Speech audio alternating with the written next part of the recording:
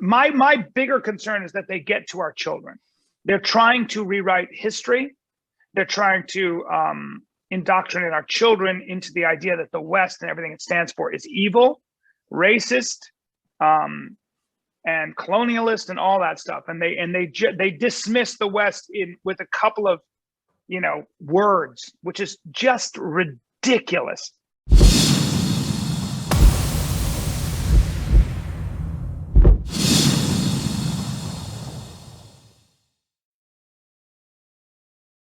Awesome. My conversational partner today is Bryan Callen, comedian, actor, podcaster, an all-round alpha male. Athlete, yeah. Come on, man. Model, fire, let's throw them all in. Dancer, lover, the whole thing. All right. Amazing. Well, Bryan, welcome to the show. It's an absolute pleasure to have you on. Thank you, sir. I appreciate it. Always good to speak to somebody on the other side of the pond. So the reason I got you on was when I started out podcasting, I was directly influenced by yourself. And there was a certain segment in your podcast that really spoke to me. It was called Drop in Knowledge. And there was one specific drop in knowledge that had a massive impact on myself while I was in university. It was this idea that the perfect you already exists. And you gave this story of a sculptor and said that the sculptor said, the sculpture is already in there. I just need to get all the stuff out of the way. And that was Michelangelo. Yeah, that was Michelangelo when he was going to carve the statue of David. And he said, this is just, the meat is in the way. I just have to, it exists. I just have to get all the crap out of the way. Yeah. Yeah, man, that was so impactful for me at the time, because I remember just having a sort of objective look at my life and thinking, right, where are my bad habits? What do I need to get out of the way? So if I turn it to you, how have you used that throughout your life, and what have you got out of the way to create the Bryan Callen of today? Well, so much of what we're told is that you have to do this and you have to do that, and you've got to work on this, and you've got to you've got to correct this, and you've got to add this. You've got to add this. We come from a culture and certainly an economy that tells you that if you buy this, you'll be happier, right? If you buy this, you'll be complete. And that's natural. That's human. It's very human. But and rather than argue with that concept, I think many times there are ways to so much of what mental toughness. You hear this word all the time. I never knew what it meant, really. I mean, what do you mean? Does mental toughness mean I hold my hand over a candle, and even though my flesh is burning, I just take, this is the idea, right? But nobody can really live that way. We are flesh and bone. And I don't know as I get older if I believe in toughness. Certainly not the kind of toughness that we're raised with. This idea that, Chris Weidman, if you watch the UFC, he's a great fighter and a warrior and trained so hard. And he just kicked Uriah Hall the wrong way. And his leg broke in half. Well, that reminds you that no matter how tough you are, human beings are limited, delicate, fragile creatures. We're a machine made of bone and flesh. And that's a very easy thing to destroy, but a very difficult thing to build. It takes a lifetime to build, doesn't it? When you want to become a complete human being, it's an ongoing process. So, rather than thinking about what to think about, sometimes it's a matter of what not to think about. Learn what not to think about. Learn what not to indulge in.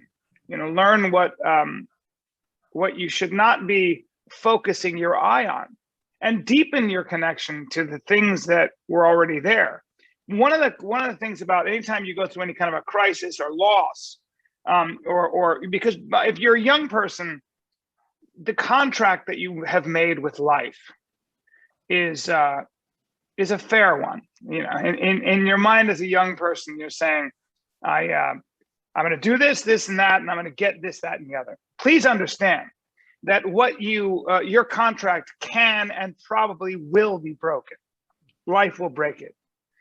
And if you are a veteran, sometimes you'll see this with young men and women who go to war, especially young men who go to war, because we have a voluntary army in this country, and I think this is historical. You know, there's always stories of men who would go to war because they wanted to be heroic and they wanted to prove their mettle and they wanted to prove that they were courageous and they were patriotic and they loved the country and they loved their way of life and they loved their families, and they went off to war. And the way you get, you know, people to go to war, young men, is with story and with symbol and with, you know, all these things. The problem with war is that it mocks that. It makes a mockery of it oftentimes, especially if you've seen a lot of combat. And so what happens is people come back and they realize that contract, and it's a tragic thing to see a young man have that contract broken so young. When you're my age, it's fine. You expect it. You know, I look at this young dude with all these dreams. Well, you know, life will kick your ass and bend your back a little bit, and it's okay. But the larger point I'm making is that, you know, sometimes you can be thrown into circumstances that are extreme and they'll break that contract way earlier. I hope not.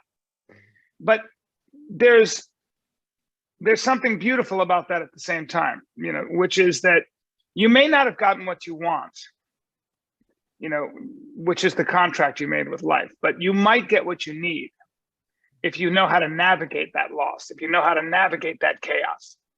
Deepening your connection to what's left standing is a very important thing and really can save you. And I think what you realize when you do that is that, oh, I should have done this all along. I wasn't paying attention. I'm coming back around to your question. You know, I wasn't paying attention to what was there because I was so damn ambitious. I was so ambitious. And I was just thinking about, you know, getting over that wall when I realized that maybe I didn't have to climb that wall. Maybe I should have paid attention to what was around me here, and the answers were in front of me, maybe in my mother's face, in my father's face, in my brother's face, and the people that would always be there for you. And I'm sounding a little bit dramatic here, but it's just another way of sort of expressing the fact that sometimes deletion, taking things that you don't need away, is the best way to get closer to who the real you is. Not adding, not having to constantly look. I've read a shitload of philosophy. I've read a lot of philosophy, man. And you know what happens? You find yourself kind of spinning in a circle. I'm a huge fan of philosophy, and I think you should read philosophy. I really do. It's very important. You should read and immerse yourself in the best that's been thought and said. But listen, that's not where all the answers are, man. That can be a form of procrastination. When was the last time you just sat and did nothing but actually think through why it is you think the way you do? When was the last time you actually sat and really thought about why you believe the things you believe and why you take the actions you take? You will be very, very surprised if you actually think through that. No one does that, man. No one. Everybody rides on instinct. Everybody rides on intuition. And those instincts, those intuitions and emotions were given to you. They were a product of the things you probably had very little control of. Where you were born, where you grew up, who your parents were, who your friends were, the mythology you were steeped in. But take a minute and don't do anything sometimes. Don't do anything, man. Sit and think. Sit and think truly. And that's the difference between people that you read, the books you read. You know, people read, they write a book and they come up with an original thought and it sounds really smart. And you're like, damn. And then, you know, and people that don't.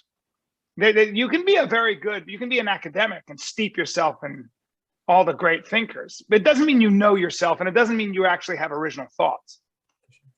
Yeah. So that's a long answer. I love what you said about philosophy there. It's just a few days ago I spoke to I don't know if you're familiar with him, the philosopher Peter Singer, and I was talking to Peter, and man, for the next day or so, my mind was just racing over these questions I'd never find the answer to, and I just thought, I need to get away from this. Yeah. I mean, that's a good example. Peter Singer's great, but I mean, I hear you. It's how useful is this, you know? And so much of what it is, you know, you ever hear Stephen Jobs said, when I realized that everything around me was made by people who are no smarter than I am. Everything changed. The possibilities were endless. You know, and we're all kind of, again, we're all kind of thrown into this existence. I certainly was, where I thought to myself, well, I'm dumb. Everybody else is really smart. And I just need to, I don't know, I got to just read and do what I'm told. But sometimes, again, maybe you just have to sit and think. That's certainly what the great artists do. Coming up with something out of nothing. Think about people that invent. Think about the great innovators. I mean, come on. You didn't read that in a book. And by the way, religious enlightenment is a lot like that. At least that's what the Buddhists would tell you. There's no book that can help you. Not even the Buddha can help you.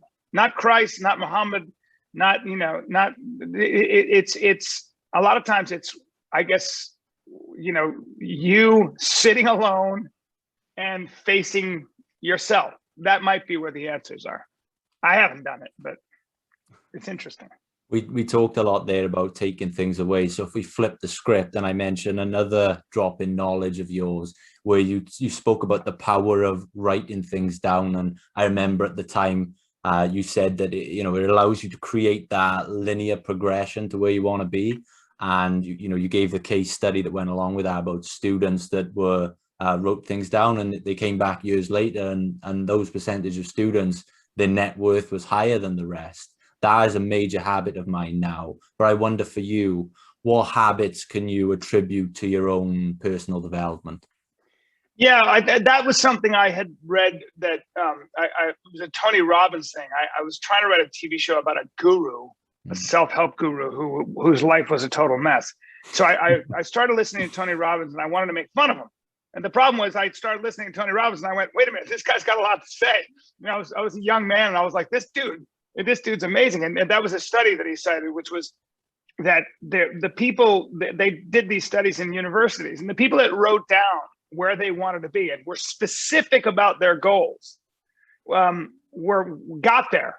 And most people don't. And I think the reason for that is you know, when you kind of, again, this requires you to sit down and actually face what it is you want. That's a bitch. It's a bitch because you have to take responsibility for it. If you really think about what you want, like ask yourself what you would ask for if you couldn't be refused. That requires, you see what I mean? Yeah. It's a responsibility, and it's scary because you're actually saying to yourself, I'm worth this. Yeah. And most of us don't think we are, man. We don't.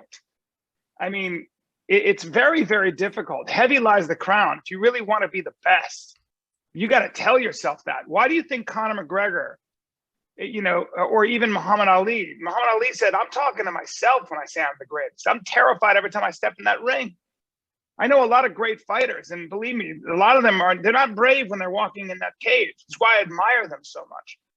But Conor McGregor is not, he's a human being, and he's full of self-doubt, but he's figured out a way to get himself to believe. What I admire about that guy so much is that as much money as he has, he still puts himself in there against monsters like Dustin Poirier, and gets knocked out in front of the world and still gets up. You know, this is what I love about that guy. And that's what we all love about people like that, who put themselves on the line that way, you know? So I think that for me, the way I do it is I key into what I really am doing here. I get back to the why, and I forget why sometimes. It's really easy when you get successful and you have money or whatever to kind of go into the routine. You know, you go and you do your thing. Well, are you being original? So I always keep back into the idea that I've been given this insane opportunity to make people laugh, and I get paid for it. Are you kidding me? Are you kidding me? I get to talk, come up with funny shit, and get up in front of people and make them laugh. Do you know how rare that is historically? You take a historical perspective on that, and that's a responsibility. And in fact, I was just watching the last 1 hour I did during COVID, and you know what? It sucks. Yeah, I made a lot of people laugh. I know everybody's laughing. Ha ha ha. I do very well. I'm sure if you came to my show, you'd laugh and have a great time.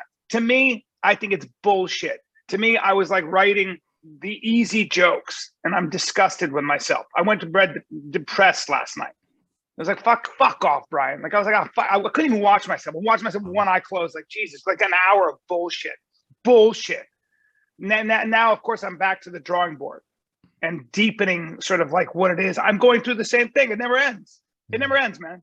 I'm like going, and I'm going, what do I have the guts to really talk about, to come up with something original? Do I have the guts to really come up with something like to expand on a theme, like I don't trust anybody who doesn't use their hands, you know, or I don't think anybody under 30 should be allowed to vote. These are weird ideas I have. Let's see me expand on that. It'd be funny. That's fucking funny. And the stuff I'm thinking about. You understand? So how deep are you willing to go? The responsibility never leaves you. Never. So, yeah. You were, speaking of self-help gurus and the industry, you were featured in Tim Ferriss's Tools of Titans. And in that book... I didn't belong there, but go on. In that book, you said, if you're searching for status and doing things because there's an audience for it, you're barking up the wrong tree. Is that the main piece of advice you would give to young people today? I don't know, man. You know, the problem with talking as much as I do is you hear yourself say shit like that and you go, look, we're social creatures. You want a nice view. You want the girl, you want the house, you want the car. That's not a bad thing. No. You know, that'll drive you. It just drives you. I do think that is, that will dull your instrument, though. The irony is that fame and attention and status and money does, if you're not careful, it does dull your instrument. You're not as desperate to be heard anymore. You're not as desperate to be unique. You know, I mean, I always think about the great writers that we talk about, like Dostoevsky, who was an epileptic, had a terrible life. Nietzsche, who was sick most of his life. Most of these people that broke the mold and we still talk about never had the luxury, never really experienced luxury. We're never able to even physically relax. I mean, Van Gogh, Chopin, these were people that were, notice how I say Chopin in French, but these people were all sick. They weren't, and something about that, I think, allowed you to be, it just kept the ribs on you, man. It just kept you hungry. You know, Billie Holiday and Miles Davis and these people that were underclass, they were second-class citizens just by the nature of their skin. So they were never really allowed to be too cool. They were dealing with survivor guilt and all that stuff, right? So I guess the people that continue to produce and continue to surprise us, the real badass was Picasso. I mean, I went to that dude's retrospective, whatever you call it. You know, he was 90 when he painted. The guy was painting on the same level. I'm telling you, the same fucking level he was painting at 40 as he was at 90. That's insane. That guy just never stopped growing. I don't know art, okay? If anybody's out there, maybe people are like, oh, he doesn't know it. I don't know. I'm not an art historian. I don't know shit. All I know is when I saw that thing at 90, I don't know anything, but I listened to this guide take me through it. And I was like, this dude is still hungry at 90, still driven to surprise himself.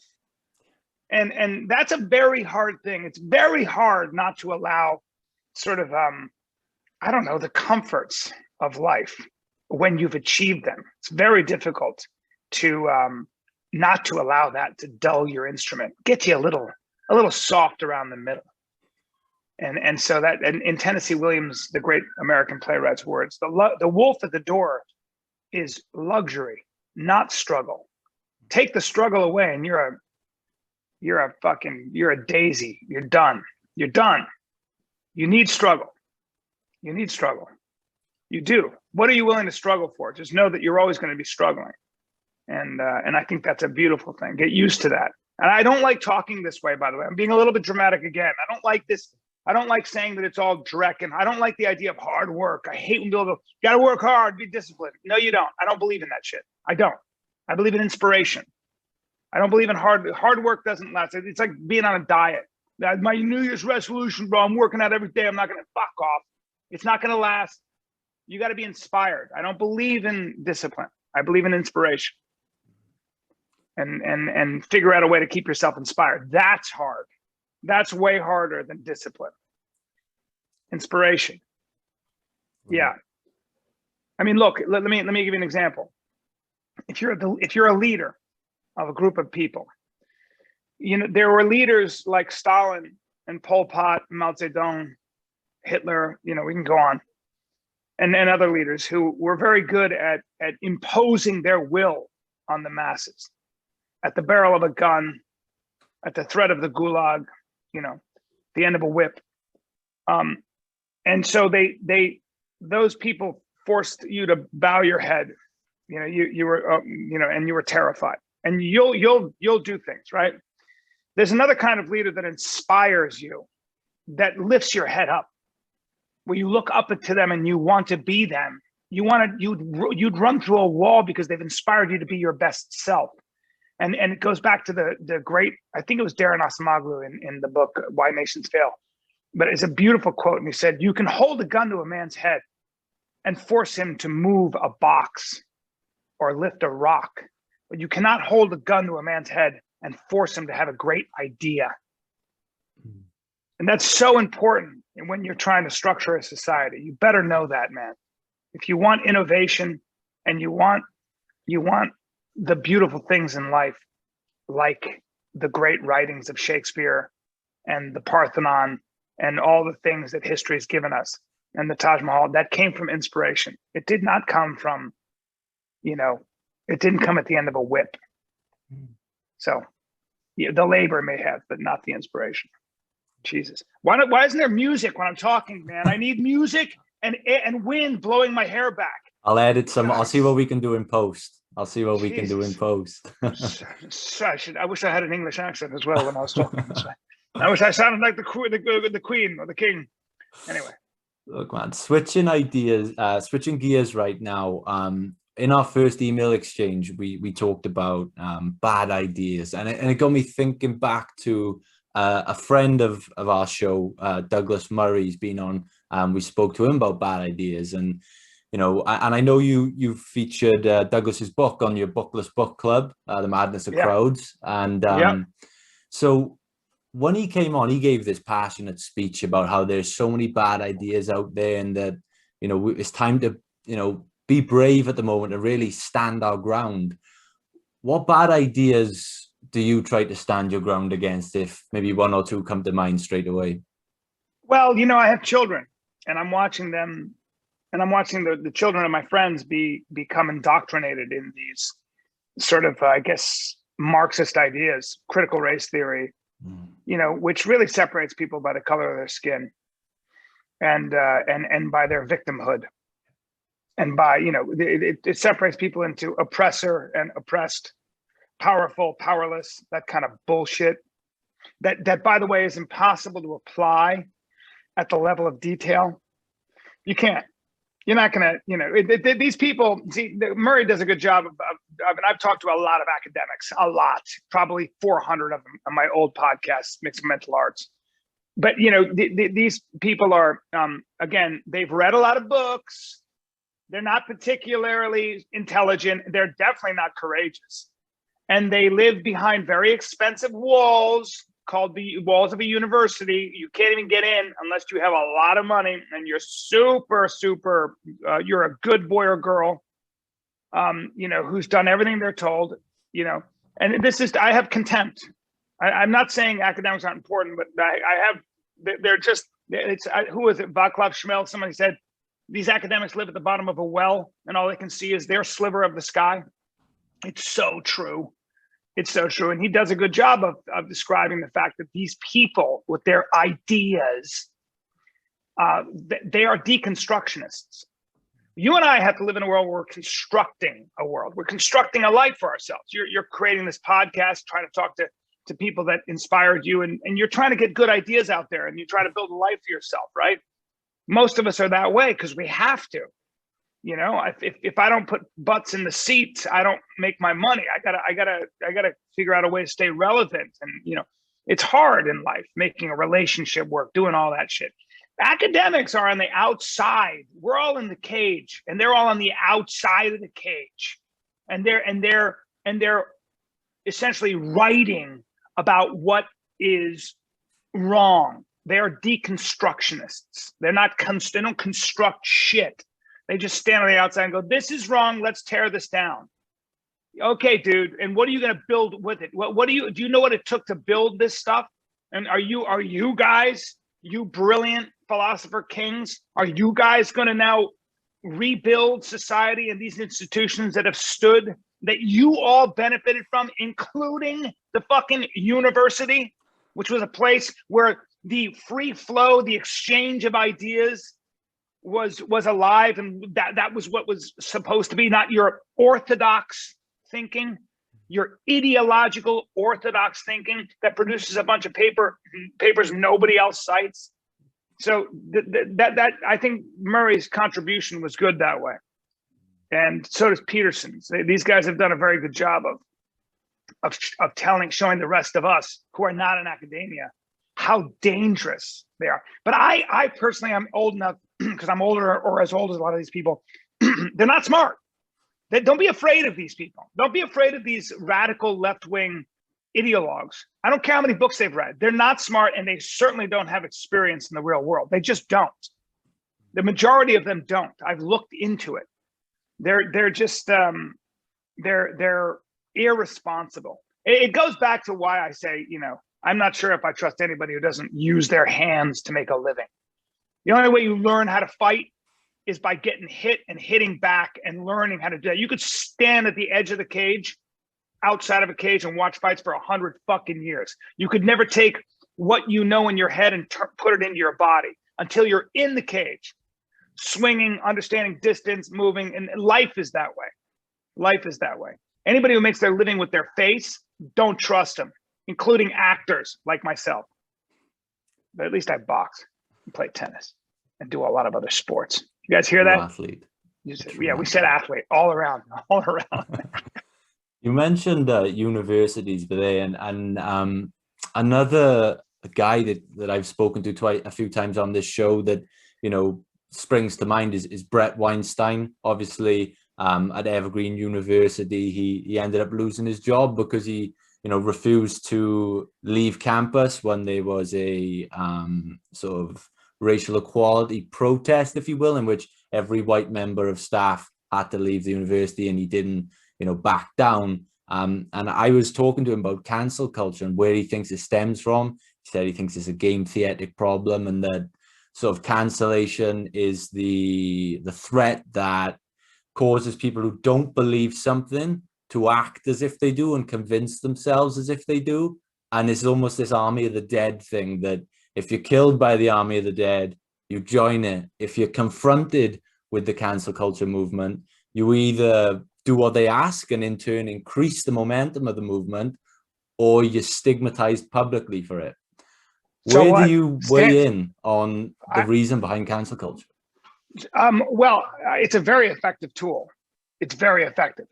And you can use you can use the threat of racism, and you can use the threat of sexually inappropriate behavior. So straight white men, or, you know, straight men, or whatever it is, traditionally in this society, especially in Hollywood, did enjoy the majority of the power. And then some of those men behaved badly, and some of those men were irresponsible and tyrannical, and the way people in power will behave.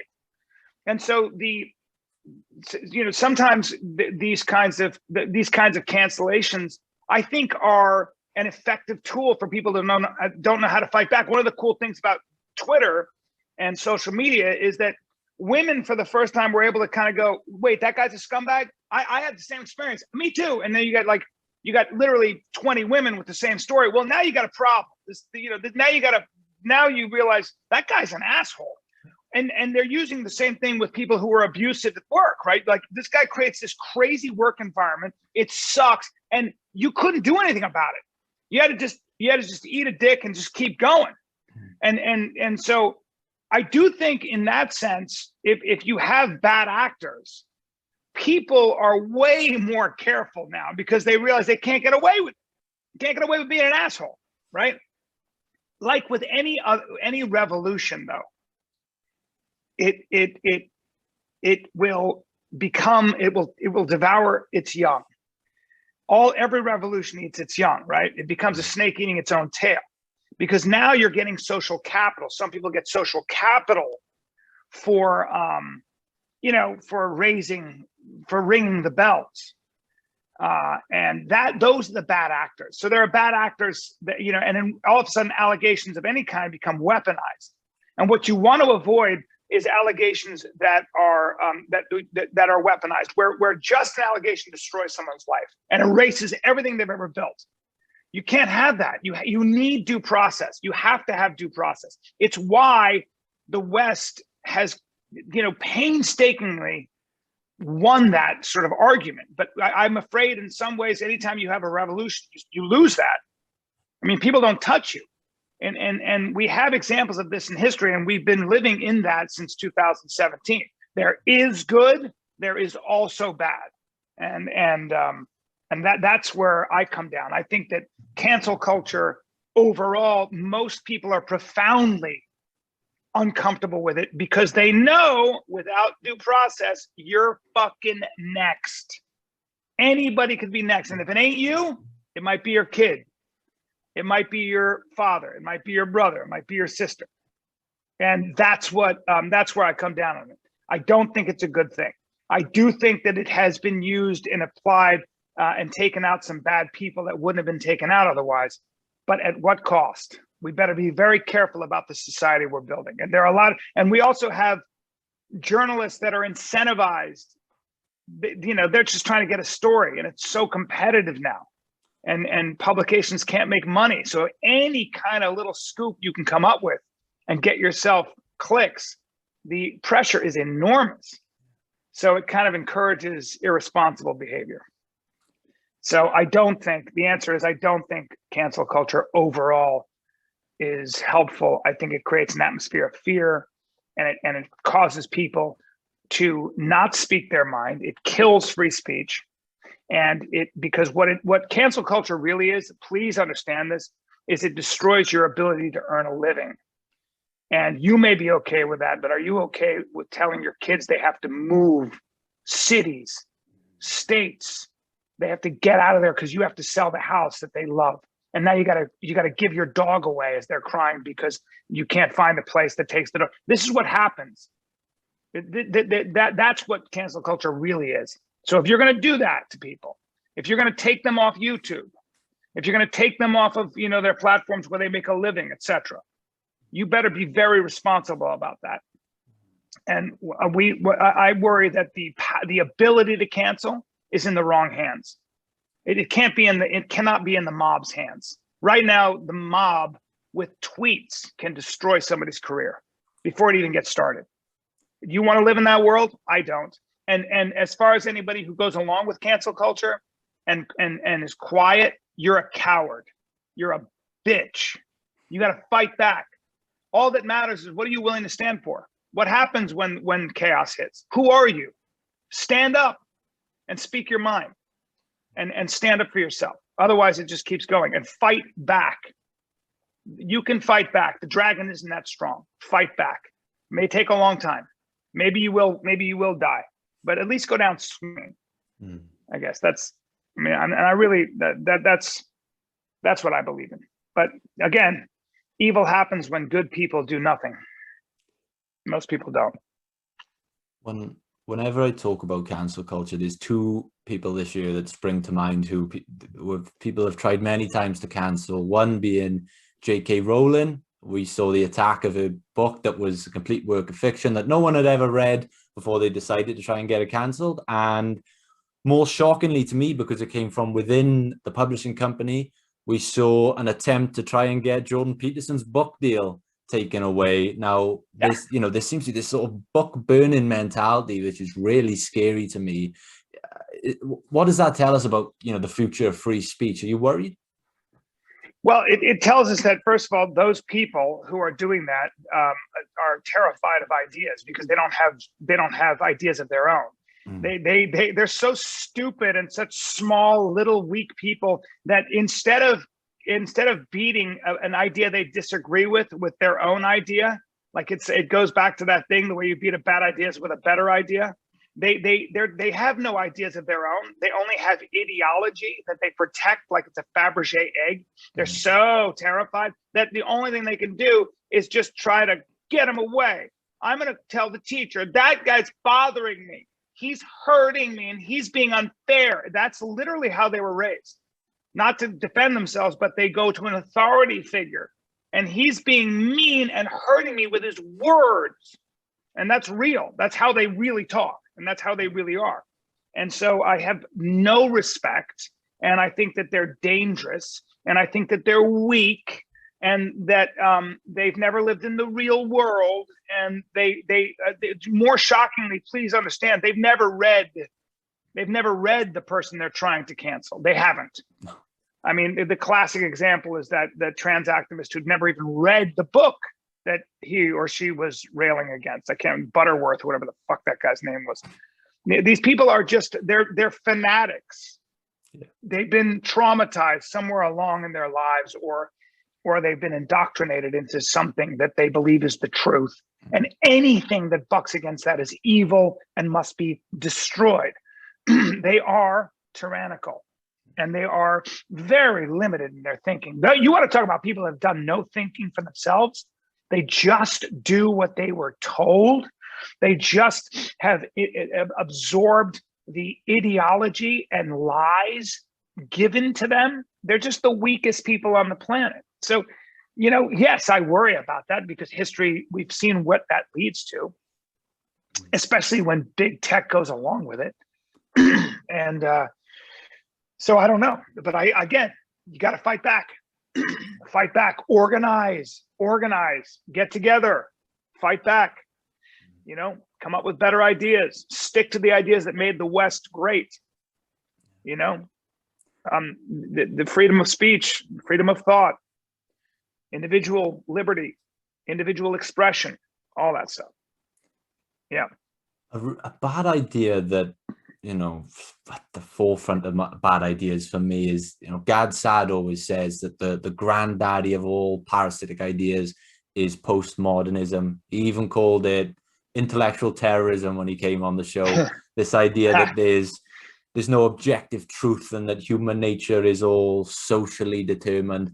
What do you think happens to a society that chooses to completely negate the scientific truth? That sounds like a dark world to me. Yeah, well, if we're talking about Foucault and Derrida, as this one academic said about Derrida, every time he makes a statement, you could also put semicolon or not.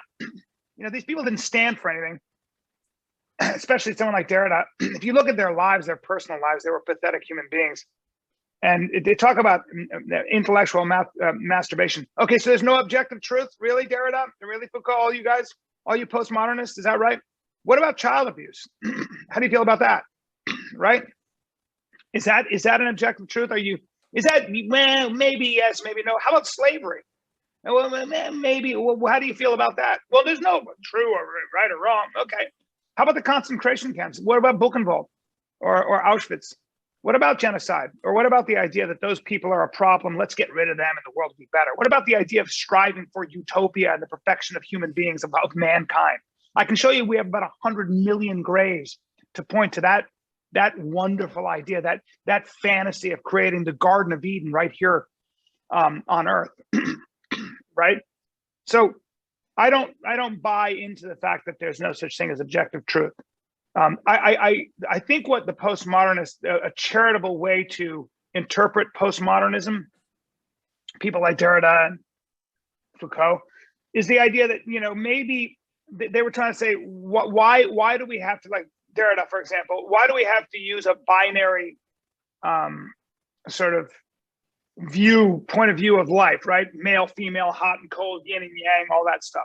Because he said in your mind, when you have a world like that, you tend to automatically favor one group over another, male over female, rationality over emotion. And when you break the world into these things, you tend to have a natural prejudice towards it.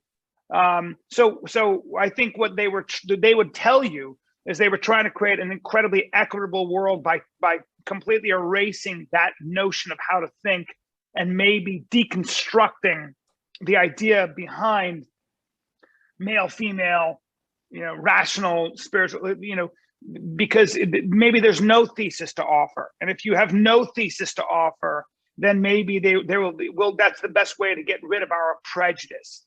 Stop speaking in binary terms and thinking in binary terms.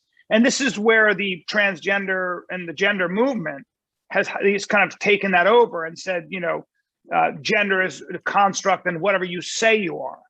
That's the idea, so that we don't fall into these things where I'm a male and I got to behave this way. I'm a female, I got to behave this way. And they're trying to combat sort of the cage that traditional masculinity and traditional femininity has put us in. I understand. But again, good luck. You're fighting biology. You're fighting culture. It's not going to happen, man. That's not how you change things. Not by some Algerian/French, philosopher who didn't make the soccer team with great hair, who hates being short. This is not how you do it, okay? You don't do it with Foucault. I understand what you're saying, bro. I didn't. You're impossible to read. You fucking arrogant. You bag of wind. And no, you're not that smart. I know he's a genius. Okay, whatever. I read it. Try reading Derrida. Try it. I'd rather go to the dentist with no Novocaine. Okay, but I've done it. I did it. Oh my God. I want my money back and my time back, Derrida and Foucault. I like Foucault more than Derrida, by the way, but I don't want to get into that shit.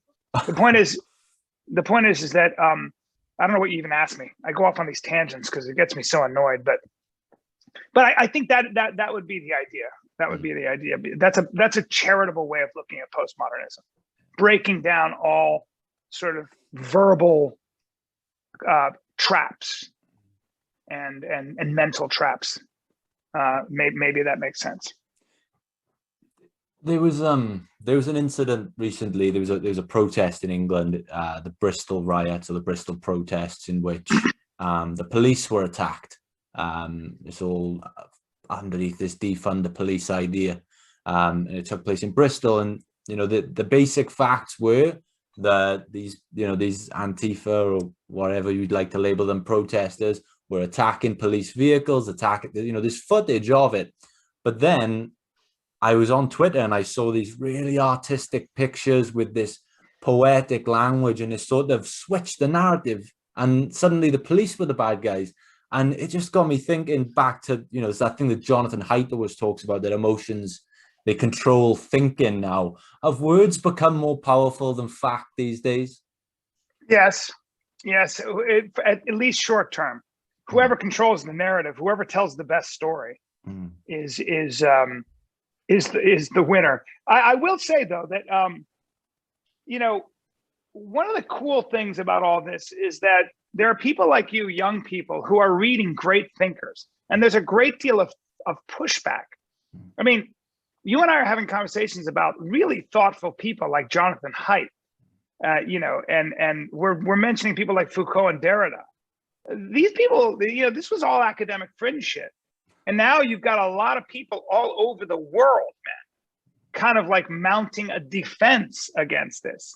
So there's a lot of pushback because people are inherently, intuitively, just uncomfortable with this. It doesn't make sense. You want to defund the police, huh? The police are the bad guys? Okay. All right. Do you know what violence looks like? Because most of those people don't seem to really know what violence. I mean, if you want to do that, and if you really think the police are the bad guys, every society has to figure out a way to, first of all, a couple of questions. Who has the monopoly on violence? You need someone to have the monopoly on violence. Otherwise, it breaks into warlords. I mean, if you really want to defund the police, if you're really serious about getting rid of the police, then take a look at Somalia. Take a trip in some of these countries, Afghanistan, in the Waziristan stuff. See what happens. I mean, things will find their own way. There will be order, but it'll probably be like in Seattle, a rapper who's got his militia and his guns in that zone that cops weren't allowed in, which was so disgraceful, fucking disgraceful. Really? All right. All those businesses, you guys want to take over an area? Get the fuck out of here. So I think it's a fantasy. So see, so much of this crazy stuff, from critical race theory to defund the police, it's not applicable. It's just, it will burn out or it will readjust to a thing you don't like. My buddy said, I said, what do you think about this critical race theory and all this postmodernism? And my buddy said, he goes, well, I would say it's exactly like invading Vietnam. Remember when the communists were going to take over Vietnam and then the rest of the world? So we got to go all the way over there and fight those terrible communists, because if we don't get them in Vietnam, they'll be at our shores in no time. So a lot of this might be, you and me and a bunch of us might be just paranoid and shadow boxing at something that's impossible to apply anyway. It's just not going to take root. Gender neutral bathrooms. What the fuck? Well, okay, now I go to the bathroom and it has a triangle and it says gender neutral. I don't give a fuck. I'm in a restaurant. All right. Okay, what do you want to put gender neutral? I got to take a piss. I don't give a shit.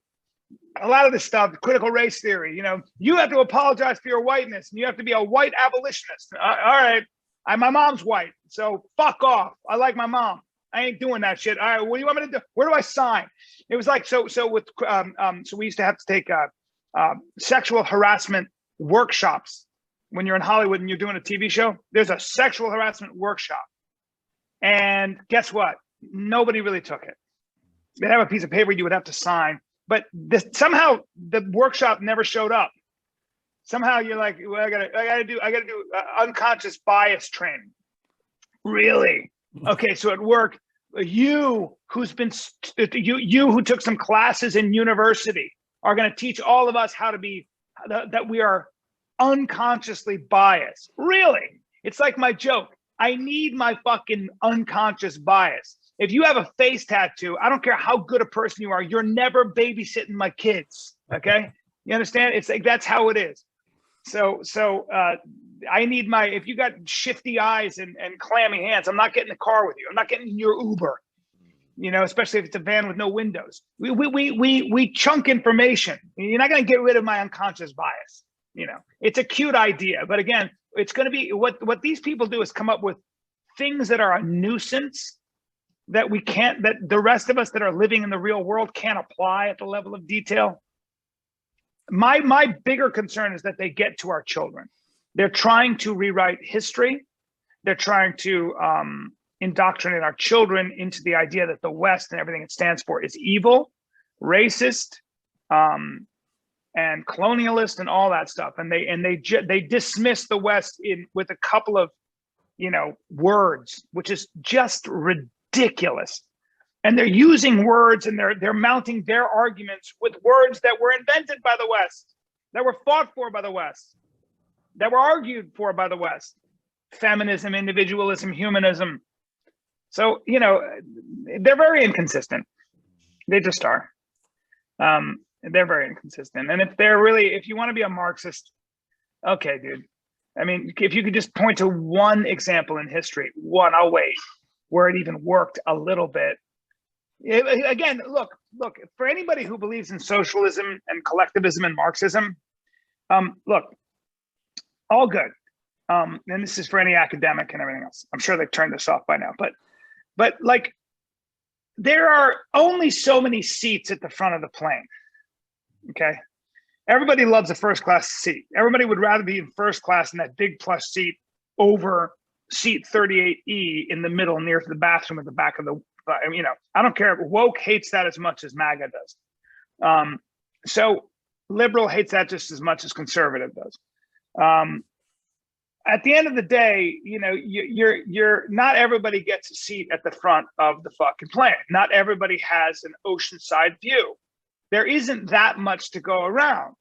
And so whether or not you have a communist government or a right-wing government, there are going to be people that are going to figure out a way to game the system to get what they want, or at least to get it for their kids. It's how this aggressive, competitive ape called a human being does it, and has always and always will do it. You are not going to come up with a system that gives everybody a first-class ticket. You can give everybody seat 38E. That's typically what happens. You turn the whole plane into a shit show with no seats and everybody's fighting just to sit on the floor. That's what happens. I mean, if you want to make everybody equal, you can make everybody miserable and poor. That's what history suggests. But these people that I'm mentioning history, and those people don't read history. They just don't. They don't. So I don't know. So communism, do I have to say it? It doesn't work. It doesn't work. Communist societies became just as unequal in a lot of ways as any capitalist society, only they were just unequally poor. At least we live in societies where you have a chance to make your money. Mm. I mean, this is fucking like 101 shit. Okay. Sorry about my language. Before we dive into our final two quick questions that we ask every guest, I think the best way to wrap up this segment on bad ideas is, you once said that bad ideas are always going to be around. They're just going to be repackaged in different ribbons and paper. So just read a lot of history if you can. Yeah, I think read a lot of history. It's important because the thing about young people is they tend to be the most susceptible to bad ideas and pretty packages. And it's just because they don't have the benefit of pattern recognition and experience. They've not seen these ideas before, right? It's like when a kid tells a joke, like my son's like, "Oh, it's too funny, I forgot to laugh." And he thinks he just burned me because it's the first time he's heard it. He's like, "Dude, I just burned my dad." And he walks away with his hands in the air.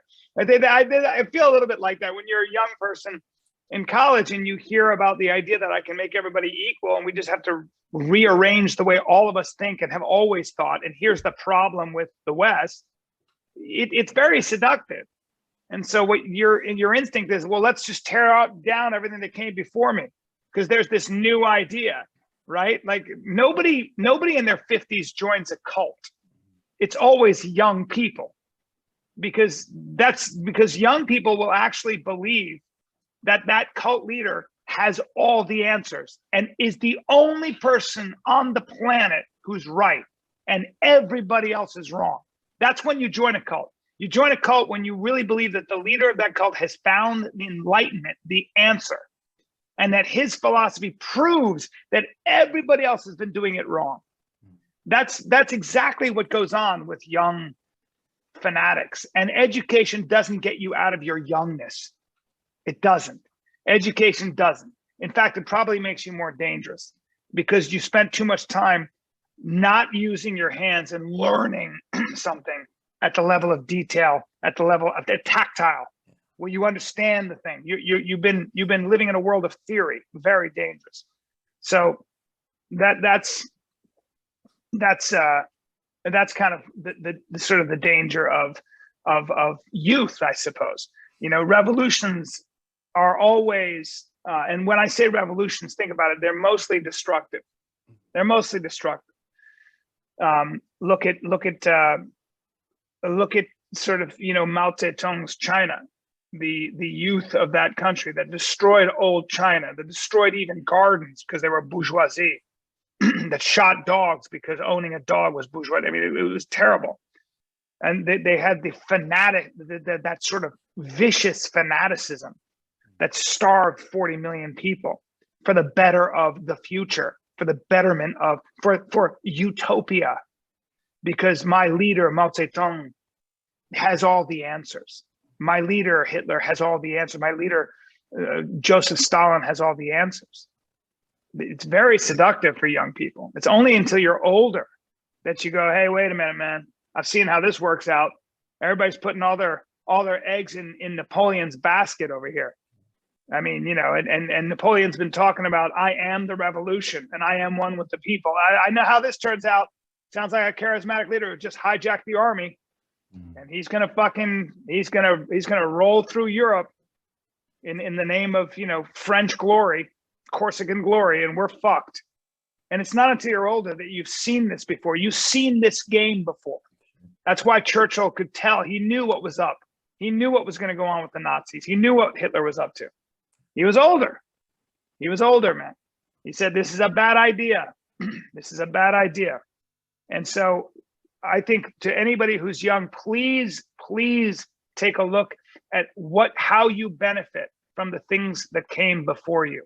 Please understand that the institutions that you are standing on that have influenced the way you think are delicate and important.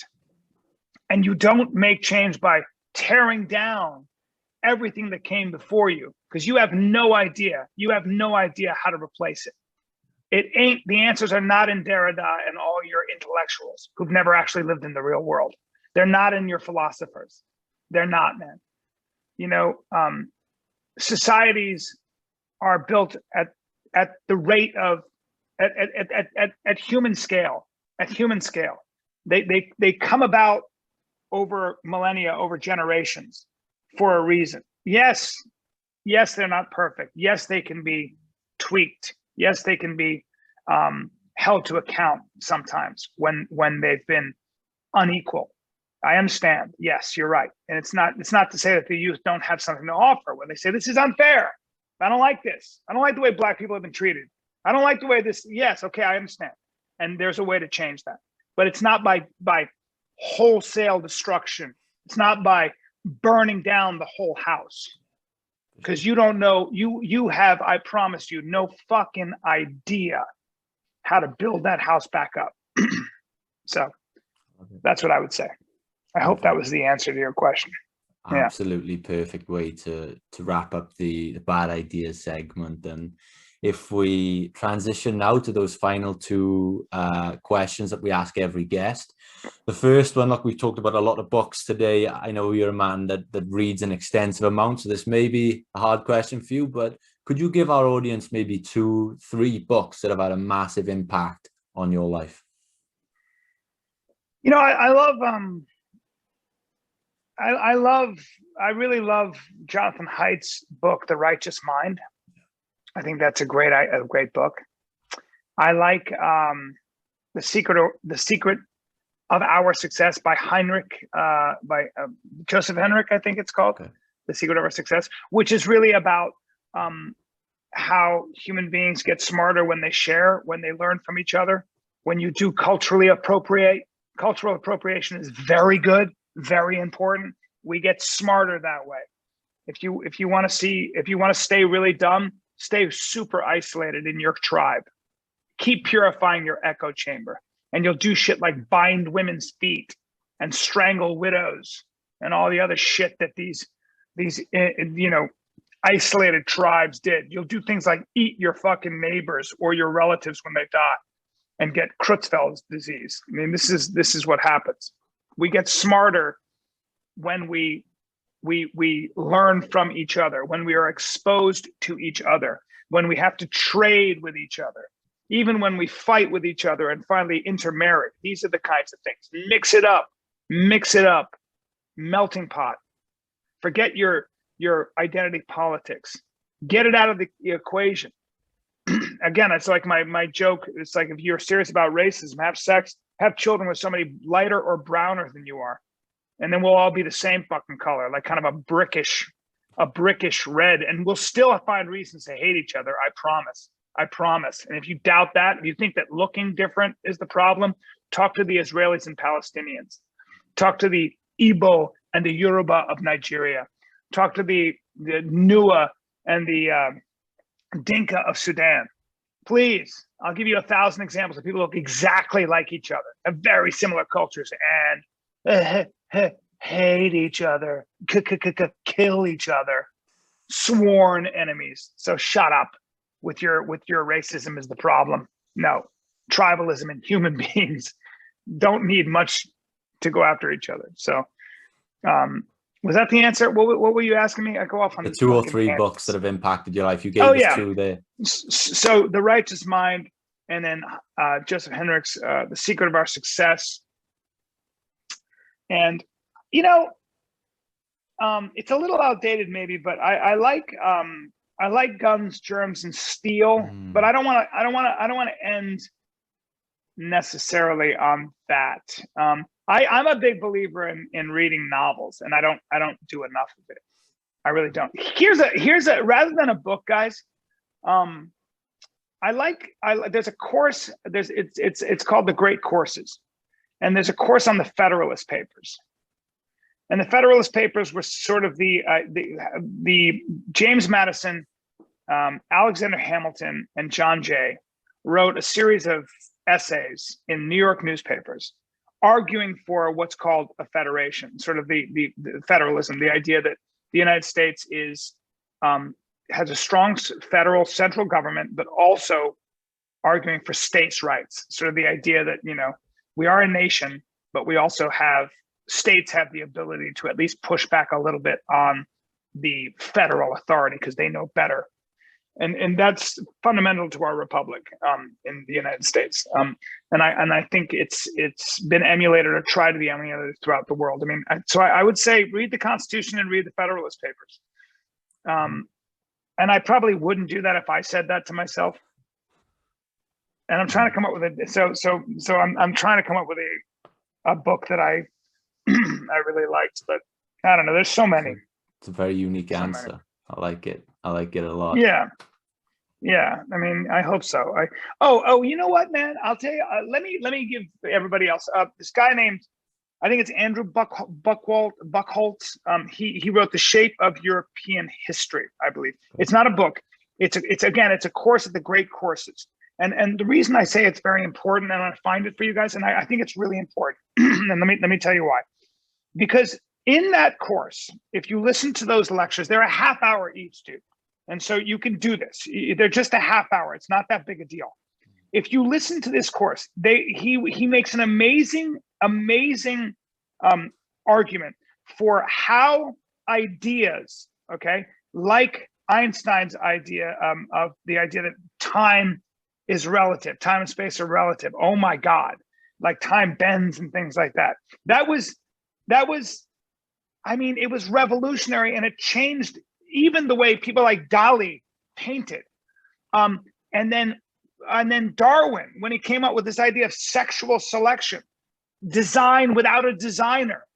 Oh my God. And then Freud, who said, oh, by the way, young men want to have sex with their mother. What? These ideas literally took the Christian mind that was so focused and just atomized it. People are like, wait a minute, these guys are making these arguments, and Einstein and his friends are able to predict when, where, and how the planets move. They got to be telling the truth. And it ushered in sort of this whole idea that everything of the foundations of my civilization, the pillars, which were Christian, might very well be not the whole story. It's not just about the Bible and Aristotle. It's about all these other thinkers. And it's why we probably turned Europe into a slaughterhouse. And we had that long civil war called World War I and World War II. And I'm trying to find and I'm going to get it here, but it's Foundations of Western Civilization by Robert Buchholz. Foundations of Western Civilization. It's so good, and it's you can get it at the Great Courses. And man, I recommend it. I really recommend it.